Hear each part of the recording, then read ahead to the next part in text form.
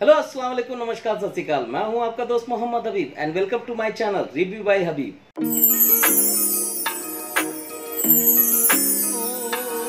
दोस्तों, आज मैं उस ड्रामे का रिव्यू लेकर आया दोस्तों कि मजा आ गया उस ड्रामे को देख करके। क्या एपिसोड है बॉस, मजा आ गया दोस्तों, मजा आ गया।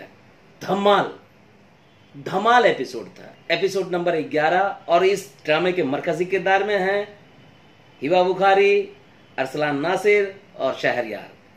तो समझ गए होंगे दोस्तों। जी हाँ दोस्तों, मैं आज लेकर आया हूं रद्द ड्रामा का 11वें एपिसोड का रिव्यू। राजा और रानी की क्या एपिसोड था दोस्तों, मजा आ गया देख करके। धमाल जिसको बोलते हैं, बवाल जिसको बोलते हैं, ये होता है स्क्रीन प्ले, ये होता है स्टोरी टेलिंग। क्या इस एलिमेंट्स बिठाए गए, उसके बाद ला करके एक जगह पे पटका है कि ड्रामा ऐसे ऊपर जा करके धड़ाक से ब्लास्ट करता है। मजा आ गया दोस्तों। जी हाँ दोस्तों, रद्द ड्रामा का 11वां एपिसोड ARY डिजिटल पर आ चुका है। यूट्यूब पे जाकर के आप देख सकते हैं। क्या एपिसोड है, मजा आ जाएगा आपको देख करके। तो आइए सबसे पहले इसकी स्टोरी को अनफोल्ड करते हैं और सीन बाय सीन एनालाइज करते हैं। ये जरूरी नहीं कि दोस्तों मैं कमियां निकालने के लिए बैठा हूं। ये बात जरूरी है कि कोई भी सीन उसका एनालाइज करूंगा, उसकी खासियत बताऊंगा कि उसमें क्या अच्छी चीजें हैं जो मुझे पसंद आई, जो वो सीन कहना चाहता है। तो दोस्तों, आपने पिछले एपिसोड में देखा कि आलम साहब जो है बैठ करके बात कर रहे हैं सलार से और कहते हैं कि भाई कुछ लोग आएंगे, अंदर लेके जाकर के उन्हें दिखा दो। दो लोग आते हैं और अरसलान उन्हें लेकर जाता है। वहां पर देखता है कि मायों में बैठी हिबा बुखारी यानी ईमान जो है वो बैठी, बड़ी खूबसूरत लग रही है, अच्छी लग रही है, हंस रही हैं, खुश हैं। यहाँ अरसलान उसे देख करके खुश होता है। यहाँ दोनों की नजरें भिड़ती हैं। फिर अरसलान अपना एक्सप्रेशन चेंज करता है और फाइनली फिर वो किसी को कहता है कि भाई जाकर के इन लोगों को कहो कि अंदर चले जाएं थोड़ी देर के लिए। तो वो जाकर के कहता है उसकी बहन को और वो लोग सब अंदर जाते हैं और अरसलान यहाँ पर दोनों लोग को ला करके घर। तब नजर पड़ती है ईमान के बहनोई की, जो मजले बहनोई हैं, कि ये दो लोग कौन आए। और वो सीधा अपने भाई जमील को पकड़ता है, समझ जाता है कि इन्होंने कुछ गड़बड़ की होगी, पैसे मांगे होंगे। वो ला करके बालकनी में उनसे बात करता है कि ये आपने कितना पैसा डिमांड किया, ये वो। तो फिर जमील बताता है कि मैंने नहीं डिमांड किया है, तो मेरे पे इल्जाम मत देना। ईमान के घर ससुराल से ये डिमांड आई थी 90 लाख रुपए की और इसके लिए उन्होंने बैंक में लोन के लिए अप्लाई किया था जो रिजेक्ट हो गया। तो फिर उनकी बहन चौंकती है। तो फिर जमील कहते हैं देखो कुछ भी मत करना, नहीं तो ईमान को ये पता चला तो मामला खराब हो जाएगा। तो ये सीन यहाँ पे होता है। उस अच्छा सीन था दोस्तों, बहुत ही बेहतरीन सीन है ये। और तो फिर जमील यहाँ अपने भाई से कहता है कि यार वो जो लोन का जो पेपर था रिजेक्ट हुआ है, वो मिल सकता है क्या, मतलब मेरे किसी दोस्त को दिखाना है, बहाने से वो लेता है। तो दोस्तों, एक सीन आता है जहां पर ईमान को एक लिफाफ दी जाती है, किसी मतलब जैन ने अपने दोस्त के थ्रू भिजवाया था। तो वो यहाँ पे जो उनका स्टाफ है वो ला करके उन्हें देता है और वो लिफाफ खुलती है तो उसमें से कुछ पैसे नजर आते हैं जो ईमान ने जैन की वालदा को मतलब उधार के तौर पे दिया था शॉपिंग करते वक्त। तो यहाँ पर उसको झटका सा थोड़ा लगता है लेकिन वो चुप है। फिर अगला सीन शुरू होता है। ईमान बैठी भी है, उसको ला करके एक पेपर दिया जाता है कि भाई ये मैरिज के लिए जो तुम्हारी शर्तें हैं, निकाहनामा है, उसका वो पेपर है, पढ़ लो। इसमें कुछ भी अगर कोई मतलब नियम में कुछ बदलाव करना हो तो बेशक कर सकते हैं। तो वो उसे फाइल दिया जाता है और वो पेपर उतने में पढ़ना शुरू कर देती है।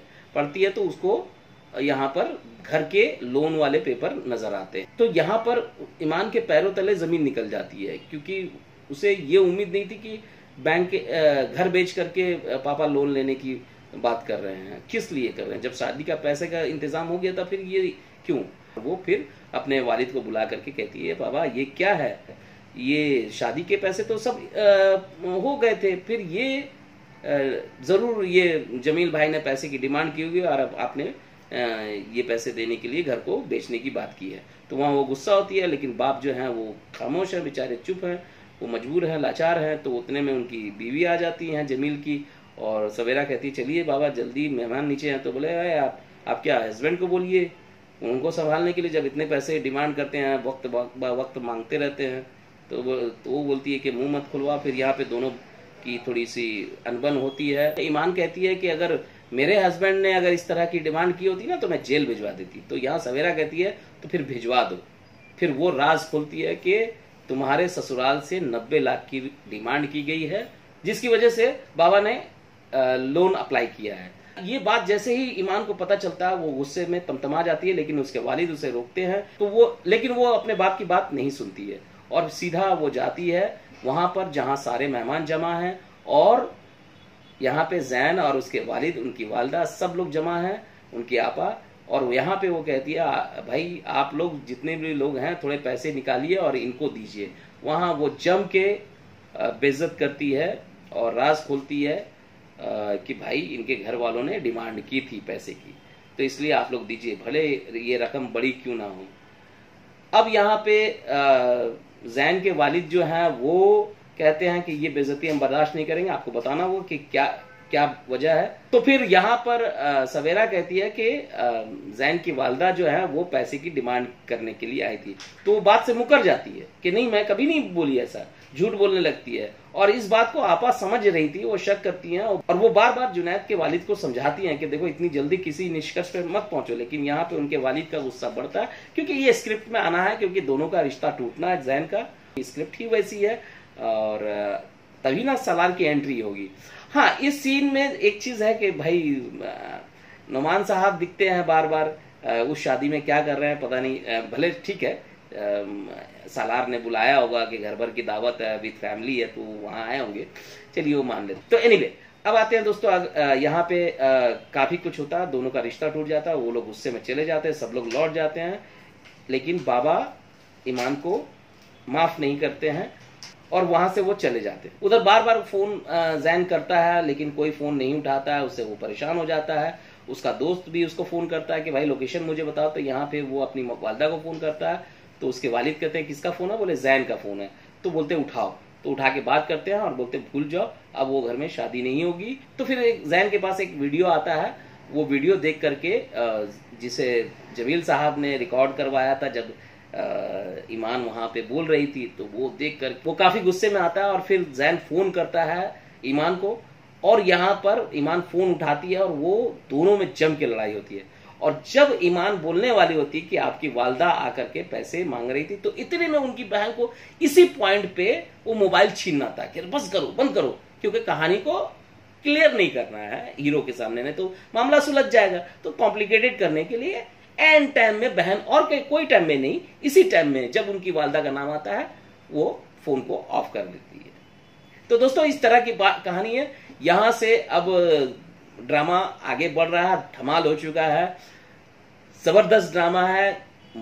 कोई ऐसा पॉइंट नहीं है जो कमी हो जिसके बारे में मैं बात करूं, ऐसा कुछ नहीं है इस ड्रामे में। इसका बीजीएम यानी कि बैकग्राउंड म्यूजिक बहुत कमाल का है, ओएसटी इसका बहुत कमाल का है, इसके सिग्नेचर म्यूजिक बहुत कमाल के हैं, हर सीन को अच्छे से एग्जीक्यूट कर रहा है, लोगों तक पहुंचा रहा है, लोगों के दिलों तक वो सीन और एक गहरी छाप छोड़ रहा है। तो ओवरऑल सब कुछ अच्छा है। अब आते हैं अदाकारी की, तो हिबा बुखारी बहुत ही कमाल का कैरेक्टर निभा रही हैं, इस कैरेक्टर के साथ पूरी तरह इंसाफ कर रही हैं। वहीं अरसलान नासिर, उनके सीन बहुत कम आए लेकिन जितने भी आए हैं वो इम्प्रेसिव है।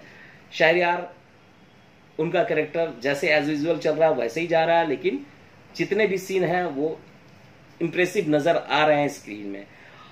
बाकी ओवरऑल जितने कैरेक्टर हैं, चाहे शगुफ्ता हो, जमील हो, सभी लोग अपने कैरेक्टर के साथ पूरी तरह इंसाफ करते हुए नजर आ रहे हैं। तो दोस्तों इसी तरह की बात मैं लेकर आता रहूंगा, मेरे साथ बने रहिए। मैं मिलता हूं अगले वीडियो में नए रिव्यू के साथ। तो एक छोटी सी गुजारिश है आप लोगों से दोस्तों कि मेरे चैनल को अगर आप लोगों ने सब्सक्राइब नहीं किया तो सब्सक्राइब कर दीजिए, लाइक कीजिए, कमेंट कीजिए जरूर कि आपको कैसा लगा ये वीडियो। तो मैं मिलता हूं आपको अगले वीडियो में, तब तक के लिए इजाजत दीजिए, अलविदा दोस्तों, अपना ख्याल रखिए, लव यू ऑल।